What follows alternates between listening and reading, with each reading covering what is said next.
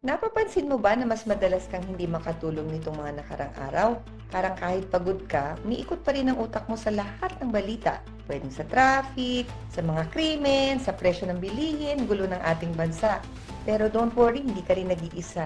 Marami sa ating mga Pilipino, ganyan din ang nararanasan. Maraming Pilipino ngayon ang nakakaranas nito, both insomnia at anxiety, dahil sa sobrang daming nangyayari sa ating bansa, pati na rin sa mundo.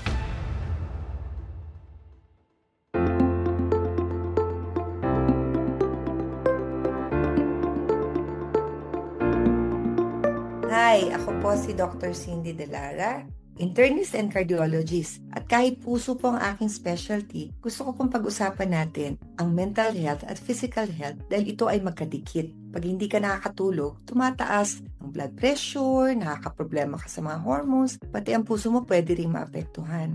So alam niyo po, ang utak natin ay parang sponge. Inihigop lahat nito ang lahat ng information na nakikita natin. Pero pag sobra pong dami ang balita, lalo na po kung ito ay negatibo, nagiging overactive ang response ng ating katawan. Tinatawag po itong hyperarousal. Parang lagi ka naka-alert mode sa lahat ng bagay. Kaya kahit pagod ka, hindi pa rin bumababa ang stress hormones tulad ng cortisol.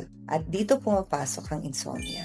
Marami pong studies na nagsasabi na masyadong maraming exposure tayo sa mga negative news na nagpapataas ng ating anxiety. Parang cycle siya. Hindi ka makatulog dahil sa balita. Tapos naman, nagiging kang mas anxious kaya kulang ka rin sa tulog. At kapag anxious ka, mas gusto mong i-refresh ang social media para makahanap ka pa ng ibang sense of control para lalo ka pang mapapraning, di ba?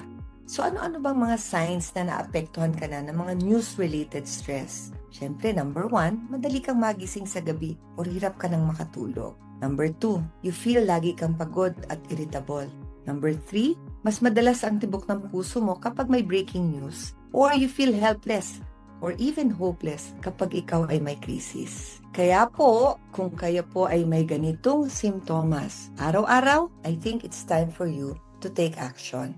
So, huwag niyo pong isipin na sinasabi ko na huwag ka nang makibalita. Importante pa rin po ito para ikaw ay maging informed. Pero pwede mong gawin ang mga ito.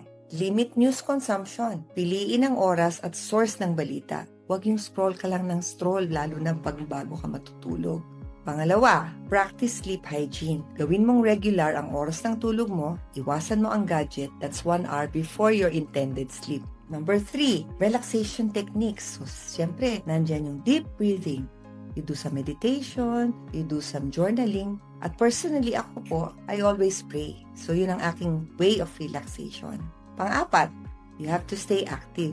So, you have to stay active. So, dapat regular ang exercise mo para bumaba ang stress hormone. Pero, you don't do this exercise 2 to 4 hours before your intended sleep kasi lalo kang hindi makakatulog. And lastly, you have to seek support. You have to talk to your family or kaibigan kung sobra na ang bigat ng mga balita para sa iyo. Maraming pasyente nagtatanong, Doc, kailangan ko bang uminom ng sleeping pills? Lagi kong sagot, hindi naman agad-agad. May behavioral at lifestyle intervention na pwedeng gawin bago tayo uminom ng gamot. So ano bang talagang panahon na dapat mong magpakonsulta? So wala naman talagang required time para sabihin mo na it's time for you to consult na kulang na talaga ang tulog mo. Pwedeng 3 to 5 days and you feel na talagang sobrang pagod ka and it already affects your daily activities, then you have to consult immediately. Alam mo, hindi natin makokontrol ang lahat ng pangyayari sa mundo. Pero ang makokontrol natin ay kung paano tayo magre-react. Kaya please protect your peace, protect your sleep, alagaan mo ang puso, pati ang isip.